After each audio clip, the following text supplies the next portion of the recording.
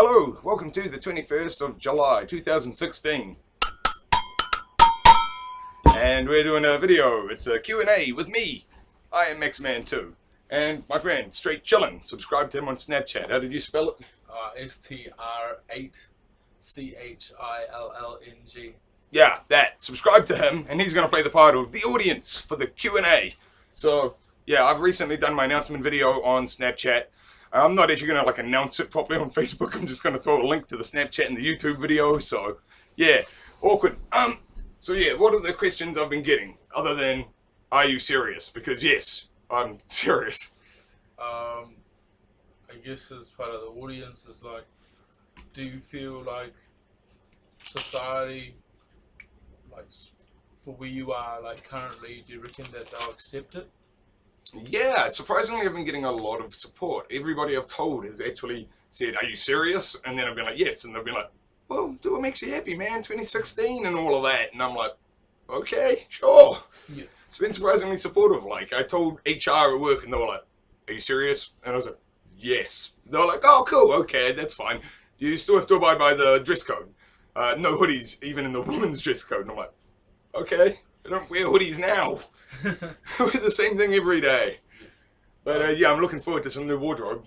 And do you reckon, going through with it, is it something you've always wanted to do, or when did you first sort of know that was what you wanted to do?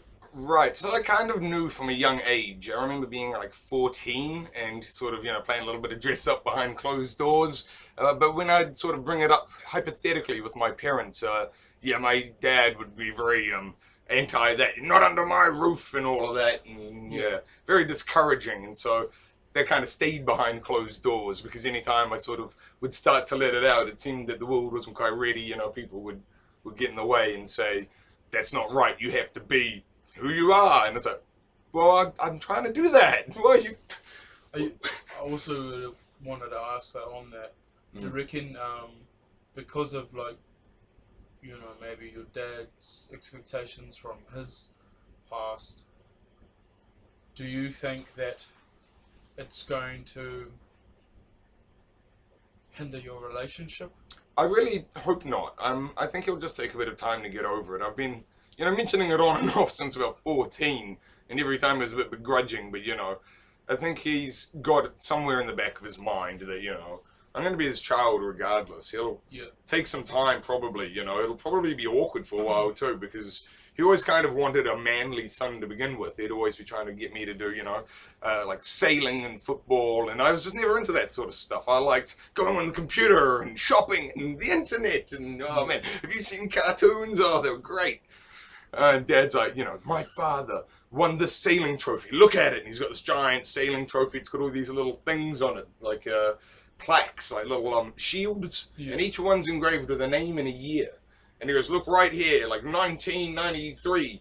And it says, Doug last name. Yeah. And I'm like, wow, that's Grandpa. And he's like, yep, and look over here, 2003, Doug. And I'm like, wow, Grandpa won it again. And he's like, and now look at this, 2013, Keith. And he's like, that's me, I won this. I finally won the trophy. My dad told me I had to win it, and I finally achieved that. I'm like, oh, good on you, mate. That's really nice. He's like, and one day, you'll win it too. And I'm like, dude, what? No. What? I don't like salt water, or sailing, or outside, or the sun. Remember that time you took me sailing? Just got hit in the face with a fucking beam, and salt water splashing me in the face. I get all shit up my sinuses, and God, the fucking worst day of my life. I ain't doing that. So it's been quite a long time coming, I guess. Yeah. And do you think, what kind of benefits will you get out of it? Well, the benefits I'll get out of it is that I'll finally be able to be who I feel like on the inside. Behind closed doors on the internet, I've had many email addresses and identities, and the ones that were more feminine were the ones that I really did get more into. I'd have more passion to, be that identity for the amount of time. I've considered myself an actor through my life, and I've played many faces and masks. I remember my first job when I was working at a hotel as the evening conference attendant. You know, if you'd met me 3 or 4 months before I had that job, and I told you, hey, I'm going to be a conference attendant, I'm going to wear a suit, and I'm going to, like, serve people coffee and food, you would not believe me. And you would not take any food or coffee that I'd serve you. You'd be like, what the fuck, dude? I don't trust you. Yeah. But the thing is, when I was at that job, in that, suit, in that costume, I was that character. It didn't matter what the situation, no matter how lazy I really am. It's like, what would the conference attendant character do, To me, life was sort of like a stage. I'm doing the performance. Yeah. But that's the thing. For years, I was playing the characters to not only amuse myself, but amuse other people. They were characters to me. They weren't genuine, because on the inside it was hard to pin down the genuine me. Because anytime I did that, there would seem to be some sort of negativity, like, oh, you shouldn't be doing that. Stick with what you normally do. And I'm like, well, that's kind of like I'm doing a bit normally. Okay. Do you think that, like, because of, the response that you've had has been quite positive, like, and supportive? Yes. Would you say that, like, given that, the world and society that we live in today do you think it's evolving, and do you think that's a good thing? I do. I kind of actually like it, because I didn't think that we'd come that far with the way that people sort of had interacted with me in the previous few weeks, and the sort of jokes that go around. It's still very much, to me, old school sort of humor. There's still kind of comedy and ignorance, if you will. The slanderous humor still seems to be the most common humor, if you will. Yeah. And even I enjoy it a lot. Somebody makes some sort of ridiculous, absurd comment. Fuck, I'd be cracking up. Yeah. But That's cool. yeah. But the thing is, I kind of thought that there would be some sort of old school stigma, because there's these sort of old school jokes still lingering. Yeah. Like, for example, I messaged one of my old friends because a few weeks ago I went to a salon with a girl and got my nails did, and she bought herself a pair of female jandals at a shop, and they were having like a special 2-for-1. So I got me like the largest pair of female jandals they could and got my nails did as well. Figured why not, it was a funny day. But later that night I thought this would be a funny thing to send to an old friend of mine. So I took a photo of my foot with the painted nails and the jandal, took the Snapchat and sent it to her. And she just sent back a message that just said, baby foot plus woman's shoe plus painted nails equals gay. In fact, I was cracking up. I was like, you're just jealous, bitch. And she was like, I'm not jealous that you did that. I'm never going to be jealous of you. I'm jealous you could afford a trip to the salon. I'm like, exactly. Jealous, bitch. Yeah. Damn. Yeah. And I mean, guess, for everything being positive, how did your girlfriend take it, or your ex-girlfriend? That's something we're not going to go into.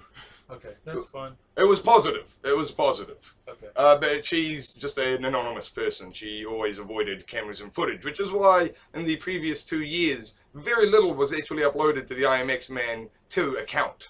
I had lots of video ideas and projects in the works, but I spent a lot of time with my partner, and my partner being, say, camera shy, not much actually got filmed, or not much I could actually release.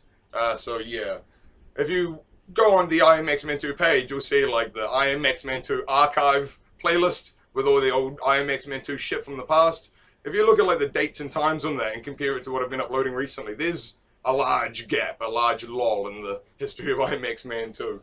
Just due to the decades that some of the videos have been there, they're sitting on hundreds of views. You look at some of the videos I uploaded like 2 or 3 weeks ago, sitting on, 30 views, and it's like, his old ones were better because they were more, seen. But that shit was uploaded like 5 years ago. How many people just went back and watched the video time and time again? Like, one of the videos on there was uploaded specifically as an apartment tour for my parents when I was living in Wellington. I thought it would be funny to take a video and send them a link because, I had a camera and my flatmates at the time had done like a big pentagram on the apartment floor. And one of the flatmates was also an artist that drew these really elaborate, like, bizarre drawings, put them up on all the different walls. So I took a video like, hey mom, look at me, I shaved for the first time. Dad'll be proud. Hey, by the way, I'm just in my apartment, everything's fine. Look at this, pentagram, haha. And yes, I sent that to my folks. And fuck, that's actually had a fair few views, eh? Yeah. Good video, good times. Feel free to go and have a look. IMX Man 2. I don't know why I'm still plugging my YouTube channel. This video's on the YouTube channel. It's not going anywhere else. Subscribe to Chillin'. What was it? Straight chillin'. Straight Chillin'. And here's another thing we haven't covered yet. I haven't told the audience. I'm not sure if I've told you, but when I transition, I'm not going to use the name Max anymore. I'm going to go by my middle name, Casey.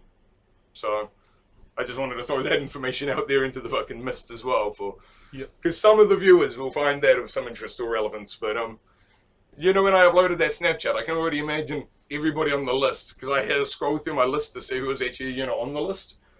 Fuck, I can imagine like 30 people in South Auckland, right? 3 of them would say, fuck, about time. And the rest would go, dude, are you serious? What the fuck? Yeah. But then, based on how everybody else has reacted, they've gone, dude, are you serious? What the fuck? And then they've been very supportive after that. So, I don't know. I guess we'll see how it goes. Some people won't be surprised. I mean, you know, if you paid close attention, if you were diligent, you know, the clues were there. You know, I've placed the Easter eggs around. And that's one of the things I really enjoyed about coming to this point, was when I started this job. Okay, I'm gonna backtrack. This is gonna get fucked up. So when I was with the partner, oh god, she doesn't quite know this from my perspective too. Fuck. So when I was with the partner, I just finished that job at the hotel, and I'd finished that character of the conference attendant, right? I became a different character, salesman. I was a traveling salesman, door-to-door salesman, knocking on people's doors, selling shit for all of like a month. I worked on like 2 or 3 projects. It was a good time, but I realized I didn't like walking around. I'm lazy, so I quit that job, and then I remained unemployed for a period of time, and my partner helped support me, and I built up a level of debt with her. But at this stage in the timeline, by the way, everything's cool, debts are cleared, don't worry about it. I pay my dues and stuff. This isn't that kind of story. But yeah, so there was a time I was unemployed for a while, and even though I was being booked a lot of job interviews, and I was showing up to an amount of job interviews, I wasn't being employed. And there was a reason for that, and that was because I wasn't trying to be. I was kind of fucking around. I was enjoying like sitting around on the fucking benefit, and just like the partner was helping me pay for shit. You know, I was fucking chilling like every day. She's going off to uni. I get to watch cartoons, fucking take a nap. Dude, I was having a great time. So yeah, that kind of lasted for a few months, much more than it should have. But in that time, I didn't actually attempt seriously any of these job interviews. I just show up and take the piss, you know, joke around and, you know, be overly honest, you know. Like, they're like, are you a hard worker? And I'm like, well, for the amount that you're offering me, I'll give you 60% effort. And they're like, are you serious? I'm like, yeah, even if you paid me 10 times that amount, you wouldn't get 100%. We're expecting 100% effort from anybody on anything's ridiculous. 100% like full commitment. Are you serious? Let's be real here for a minute. Bro, I was being straight up with people. And so yeah, I wasn't getting any jobs. But I showed up to one place, and at the job interview, they were like, all you need to do is sing us a song. And I'm like, fuck, you serious? Okay. And What song did you sing? bro, I sang a rap. I did a rap from fucking Flowbot Handlebars. Oh, sure. Bro, I dropped a few lyrics of that. But the thing was, it was more about the situation, because at the time, it was a group interview. My partner had arranged for me to like go to this... Oh, no. Wins, New Zealand, fucking money people. They arranged for me to go to this course to learn how to be more hireable. So I show up on the first day for the first thing. I'm like, hey, I'm Max. And they're like, okay, Max, what kind of jobs do you want? And I'm like, I'm a telemarketer. They were like, oh, we have a job interview like right now. Are you ready? I was like, yes. They're like, okay, come downstairs. We've got a car. 2 other of the attendants in the class are going to join you. I was like, okay, cool. Went downstairs, jumped in a car with 2 chicks, went to the job interview, and then the guy says, sing us a song. So the first girl, she gets up, the brunette, and she's like, I'm going to sing you a song that was very dear to my heart. I'm going to sing this song at my wedding one day. And then she starts like howling, bro. It was just awful. And like the boss who's like doing the interview, he looks at me, bro. He looks at me, he gives me like are you seeing this, eh? So she goes sit back down. So the second girl get up. This was the blonde, bro, and her eyes were as red as you could imagine. Boy, she staggers up to the front of the room, and he looks at her, he's like, you're a little bit away with the fairies, aren't you? And she goes, what? And he goes, you're right. She goes, I'm going to sing a song from SpongeBob SquarePants. bro, the look on the boss's face. And then she goes to sing the Campfire song. Great song. I actually know the song, but my problem was she sang it wrong. There's like 5 lyrics. There's like 5 words in the song. It just repeats and it gets faster and partway through she just lost all enthusiasm. She's partway singing and just goes, you get the idea. And sits back down with a look on his face. So I get up there and I just drop the rat. And fuck, jaws hit the floor, bro. I got the job fucking like a month later. I got... Is that where you work now? No, fuck that, bro. This place was horrible. No. Great product at that company. If I've already said the name of that company, I have no grievances against it. But I went to work at this call center. They made me sing a song. I got hired. They put me on the phones on the basic cold calling for all of like a few weeks. It was kind of shitty. I complained. I was like, I don't want to do some shitty shit. So they put me in the back room, gave me a promotion, put me up to the fucking different division team. So then I was fucking making some legit calls. But fuck, it was a good time. But part of that job was there's no like relent policy. If the customer makes something like a ridiculous statement or an argument or a complaint, you let them vent, but you objection handle, and you objection handle until they either relent or complain. Sure. There's no like they've said no 3 times and you're like, okay, I'm sorry, have a good day. Yeah. It's you continue to harass until they fucking give in. Yeah. One more question. Yeah. Like you're a good person, bro, and like you've got a lot of energy, yeah, like Sure. And like having this bottle of energy. Yeah, well, so. having this change, I guess, for you. Where are you gonna channel that energy, and is there anything new that you're gonna do once that happens, or Yeah. how have you thought about like maybe I don't know, like how you would cope, or how you would sort of deal with maybe unknown circumstances that you're put in?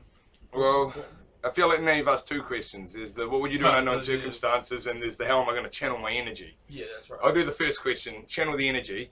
So I was intending to sign up for a hot yoga class with some of the girls from work, but today I went to a place to consider laser hair removal treatment to get rid of this fucking scruff and all of this scruff.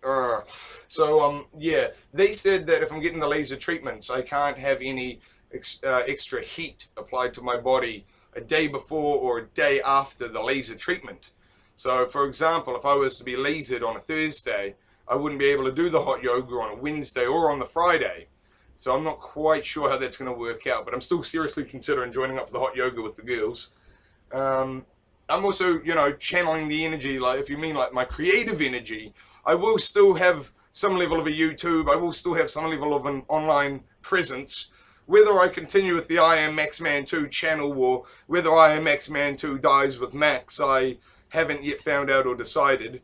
But obviously for the meantime, I'm clearly still Max. So fuck you guys if, you can't handle the mental image of me not being me anymore. But I'm going to be fucking fabulous. It's going to be a good time. And almost everybody I know is fucking ridiculously excited. And the people that aren't, I feel like it's going to take some time. It's 2016, and the only people that aren't overly happy at this stage are family. And, what can they really do about it? They're family. They can't stop being family. They can be dicks, but Yeah. what are they going to do? Yeah. Somehow disconnect my fucking DNA from theirs? You can't stop being family. There's no surgery for that. Yeah. I mean, man.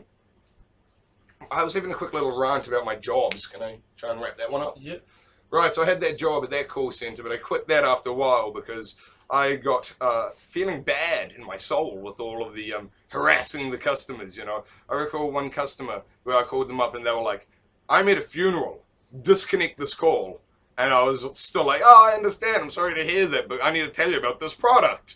And they're like, dude, are you fucking around? Are you serious? Fucking disconnect this call. And I'm like, I really wish I could, but our actual company policy is like, I am not allowed to do that. You can do that. You can hang up on me and you just continue to like make me feel bad for a while. I'm like, if you're at a fucking funeral, why are you answering your phone in the first place? I'm at a job where I'm literally paid to be like, I'm sorry, but listen to me tell you about this product. It'll be fun. And she's like, dude, funeral. I'm like, please just hang up on me. Yeah, come on. Why are you still making this happen? You're the only one here with the power to fucking end this. You know, what do you want me to do? Like, disconnect and tell the boss, like, yeah, yeah, that one scared me. I ain't doing that. I ain't disconnecting no calls. No, I mean, it's the fucking job, and I'm playing the character. So yeah, I harassed that woman to the end. But at the end of that day, I went home, I didn't feel good for doing my job. I felt shitty. So yeah, I left that job fucking quick smart. And I felt really bad because the company, the way that it does its business with its call center was, you know, aggressive and quite brutal. You know, it had quite a lot of guilt tactics in the scripts and things. So yeah, it just didn't feel like a positive place. The product itself was amazing. It was a great product, fantastic, sold itself, and it would be ideal for everybody if it wasn't for the assholes you have to deal with to get the fucking product. So yeah, I'm not going to name that company, but then I moved on and I went to a charity organization to make calls on behalf of charities. I thought that would make me feel great, and it didn't. That also had a lot of cool, like guilt trips and just fucking brutal shenanigans in that fucking business plan and structure. Fuck, don't get me wrong, I made some good sales. I was fucking bam bam on the phone, but at the end of the day, still, I wasn't feeling that good about it. So then I left that company, moved to a new company where I was like making calls on behalf of like a newspaper. I replaced a woman that left, and she had collected an entire client list, and fuck, I inherited that and went halves with another co-worker because they didn't trust me as the new guy with all of the fucking, that whole department. So they're like, we're going to give this guy half and you guys can work together and do half of that woman's job. And I was like, sweet, that's cool, I like that guy. And then suddenly I was in that job for all of fucking 3 days when they pulled the rug out and the whole company got made redundant, like the whole like office. And then we got picked up by like a new company and they just like hired the whole office, subcontracted it or whatever, subcontracted us. So that's when we ended up with the job that I'm currently at, where I basically answer calls. I'm now an inbound employee. It's I'm not going to give any spoilers or anything, but it's something rather related to internet. So you have an internet call, sometimes you might call up me, and I'll have a chat with you about internet. That's as far into that as I need to go. But yeah, I'm enjoying my current job, and the people at this job are really supportive. I really enjoy it. They said when I showed up something about like a family vibe, but I really did end up feeling, supported there. I didn't think that it would happen. I've only been there, coming up on a year now, but yeah, I think I'm about 3 or 4 months off being there an entire year, but shit, I've made some real friends, some real bonds and connections, good group of people. And most of them have, appeared in my Snapchat already. I think I've had about 3 or 4 guest stars sneak through my Snapchat. If you watch diligently, you'll catch a few people and voices here and there. The only person on the Snapchat that I don't think was a co-worker of mine so far was good old Jim Bob. You know him. This guy knows Jim Bob. Yeah, so yeah, that's cool. Everything connects together. Going back to the that job that I'm currently at though, and the whole I wasn't taking it seriously getting employment, I did a piss take at the interview again, and they still hired me. I didn't understand why. I showed up to this interview and they were like, here's the paperwork, and I was like, oh, you want me to do like a paperwork? And they're like, oh, it's just like a standard form, fill it in and then we'll give you your interview. And I'm like, oh fuck, the last interview I just had to sing. So they give me the paperwork. So I fill out like 3 or 4 of the fucking boxes on like a page that has like 20 different boxes and stuff. And I'm just like, yeah, so the rest of the information's like on my CV.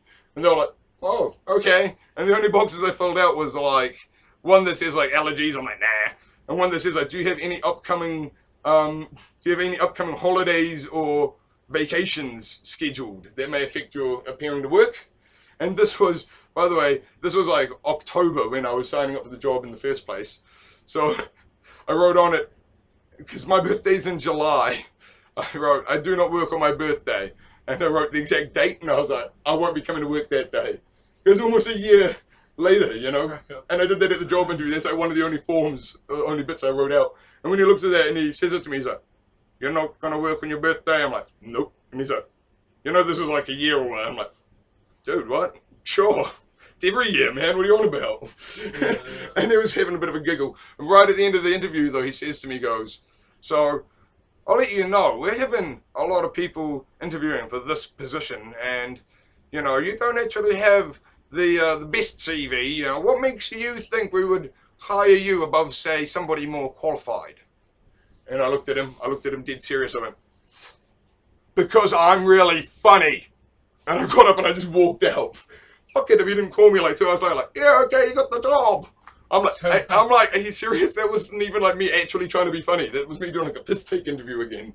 Well, I was just fucking around and they hired me. So I show up to the job and then I'm just like, well, I'm not going to play a bit. I'm not going to do the whole like, I'm the employee, the character that you'd expect me to be. I was just being me. I just showed up to the job and I'm like, I don't take bullshit from this guy. I'm not listening to that thing, you know. Fucking harassing people about this and that. You know, I'll do what I want. And it's the thing. Being me, I was kind of more accepted.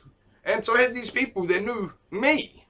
But that's when I realized, like, the me they know still isn't me. The me they know is still, in a sense, the me that I've been portraying. Because, you know, the real me's sort of hidden away a little bit there. You know, there were people that knew. If you asked, I would have told you. But, you know, don't ask, don't tell and all of that.